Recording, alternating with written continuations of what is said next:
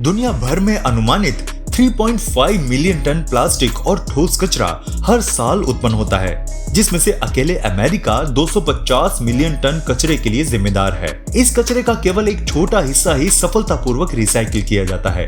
इसका मतलब है कि कचरे का अधिकांश भाग सीधा लैंडफिल में भेज दिया जाता है, जिसके परिणाम स्वरूप इसे बड़े केंद्रों की आवश्यकता होती है, जिनमें इतना बड़ा कचरा रखने की जगह और उसे संभालने की तकनीक हो। तो तैयार हो जाइए, क्योंकि आज हम दुनिया के कुछ सबसे बड़े गार्बेज डंप्स का दौरा करेंगे।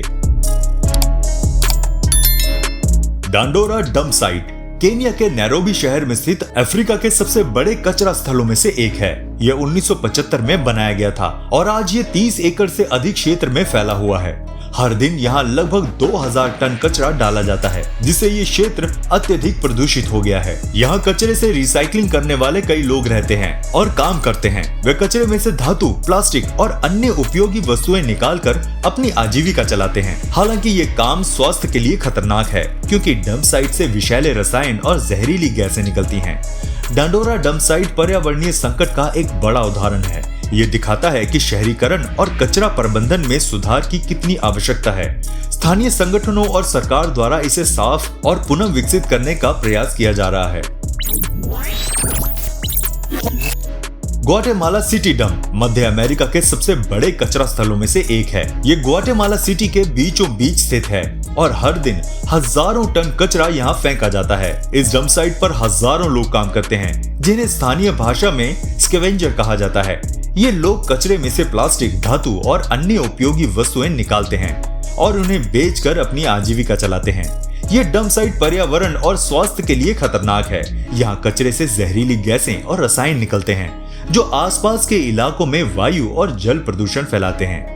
भारी बारिश के दौरान यहाँ लैंडस्लाइड भी होती है, जो और भी अधिक जोखिम पैदा करती है। हालांकि ग्वाटेमाला सरकार और कई गैर सरकारी संगठन इसे साफ करने और वहाँ काम करने वाले लोगों की मदद करने का प्रयास कर रहे हैं। ये डंप साइट गरीबी और पर्यावरणीय चुनौतियों का एक बड़ा उदाहरण है। मालदीव्स, जिसे अपने सुंदर बीचेस और शानदार होटल्स के लिए जाना जाता है, जहां हर साल लगभग 20 लाख से भी ज्यादा पर्यटक आते हैं। इसी मालदीव्स का एक द्वीप है थिलाफुशी, जिसे कचरे का द्वीप भी कहा जाता है। ये द्वीप 1992 में बनाया गया था, जब मालदीव्स में बढ़ते पर्यटन और आबादी के कारण कचरे की समस्या को हल करने के लिए एक स्थान की जरूरत थी। यहाँ हर दिन लगभग 300 टन कचरा लाया जाता है, जिसमें प्लास्टिक, धातु और अन्य प्रकार का कचरा शामिल है। थिलाफुशी पर कचरे को जलाने और रिसाइकलिंग करने का काम होता है। हालांकि कचरे के प्रबंधन की कमी के कारण ये द्वीप पर्यावरण के लिए एक बड़ी समस्या बन गया है। यहाँ से निकलने वाला कचरा और जहरीले रसायन समुद्र को प्रदूषित कर रहे हैं। थिलाफुशी मालदीव्स के पर्यावरणीय संतुलन को बनाए रखने के लिए एक चुनौती बन गया है। सरकार और पर्यावरण संगठनों द्वारा इसे स्वच्छ और टिकाऊ बनाने का प्रयास किया जा रहा है। गुइयू चीन के ग्वांगडोंग प्रांत का एक छोटा सा शहर है, जिसे इलेक्ट्रॉनिक कचरे का शहर कहा जाता है।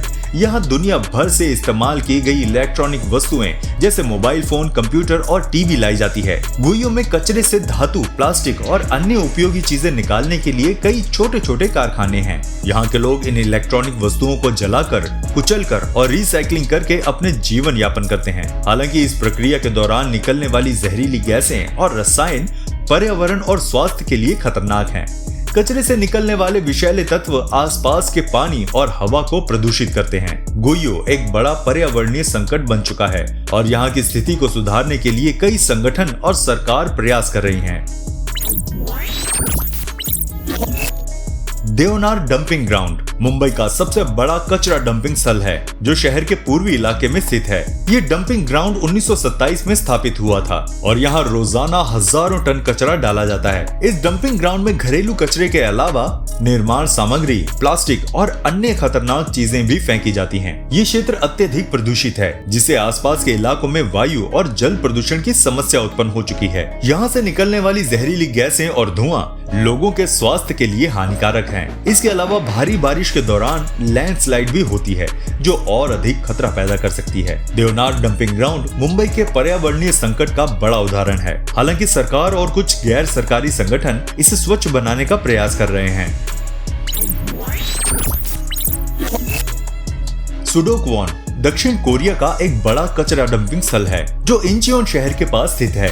ये डंपिंग ग्राउंड 1978 में स्थापित हुआ था और आज ये दुनिया के सबसे बड़े लैंडफिल क्षेत्रों में से एक है। यहाँ हर दिन लाखों टन कचरा डाला जाता है, जिसमें घरेलू कचरा, इंडस्ट्रियल वेस्ट और अन्य वेस्ट पदार्थ शामिल हैं। सुडोकवोन के कचरे से ऊर्जा उत्पन्न करने की भी व्यवस्था है। यहाँ पर कचरे से गैस निकालकर उसे बिजली में बदला जाता है, जिससे पर्यावरण को कुछ हद तक राहत मिलती है। हालांकि इस डंपिंग ग्राउंड से निकलने वाली गैसें और प्रदूषण आसपास के इलाकों के लिए चिंता का कारण बन चुके हैं। सुडोकवोन कचरे के पुनर्नवीनीकरण और ऊर्जा उत्पादन के प्रयासों का उदाहरण है, लेकिन पर्यावरणीय प्रभाव को कम करने के लिए इसे और भी बेहतर बनाने की आवश्यकता है। पॉइंटे हिल्स डंप कैलिफोर्निया के लॉस एंजलिस में स्थित एक विशाल कचरा डंपिंग स्थल है जो अमेरिका के सबसे बड़े लैंडफिल्स में से एक था। ये डंप 1957 में स्थापित हुआ था और 2013 तक यहाँ हर दिन लगभग 10,000 टन कचरा डाला जाता था। पॉइंटे हिल्स का कचरा मुख्यतः घरेलू, कमर्शियल और इंडस्ट्रियल वेस्ट से आता था। इस डंपिंग ग्राउंड के कचरे से गैसों का उत्सर्जन होता था, जिससे आसपास के इलाकों में प्रदूषण और वायु गुणवत्ता में गिरावट आती थी। हालांकि यहाँ पर कचरे से गैस निकालकर उसे ऊर्जा में बदलने का प्रयास शुरू किया गया था। आजकल पॉइंटे हिल्स डंप को पर्यावरणीय सुधार और रिसाइकलिंग की दिशा में काम करने के लिए बंद कर दिया गया है। ये डंप एक उदाहरण है कि कैसे बड़े कचरा डंपों को पर्यावरणीय दृष्टिकोण से बेहतर बनाया जा सकता है। लाओगांग शंघाई का एक प्रमुख कचरा डंपिंग स्थल है जो चीन के सबसे बड़े लैंडफिल क्षेत्रों में से एक है। ये डंप 1990 में स्थापित हुआ था और यहाँ पर हर दिन हजारों टन कचरा डाला जाता है। लाओगांग में घरेलू, औद्योगिक और निर्माण कचरे को बड़े पैमाने पर डाला जाता है। लाओगांग के कचरे से ऊर्जा उत्पन्न करने के लिए एक विशेष प्रणाली स्थापित की गई है, जहाँ कचरे से गैस निकालकर उसे बिजली में बदला जाता है। इससे ऊर्जा उत्पादन होता है और पर्यावरणीय प्रभाव को कम करने की कोशिश की जाती है। हालांकि यहाँ प्रदूषण और कचरे के प्रबंध की समस्या बनी रहती है। ये डंप शंघाई और आसपास के इलाकों में वायु और जल प्रदूषण का कारण बनता है। लाओगांग डंप चीन में कचरे के प्रबंधन और पर्यावरणीय सुधार की दिशा में एक बड़ा उदाहरण है। Apex Regional landfill Las Vegas Nevada में स्थित एक प्रमुख कचरा डंपिंग स्थल है। ये 1953 में स्थापित हुआ था और आज ये नेवाडा राज्य का सबसे बड़ा लैंडफील्ड है। यहाँ हर दिन हजारों टन कचरा डाला जाता है, जिसमें घरेलू, निर्माण सामग्री और औद्योगिक कचरा शामिल है। एपेक्स लैंडफील्ड में कचरे को प्रभावी तरीके से प्रबंधित करने के लिए आधुनिक तकनीकों का उपयोग किया जाता है, जैसे कि कचरे से गैस निकालकर ऊर्जा पैदा करना।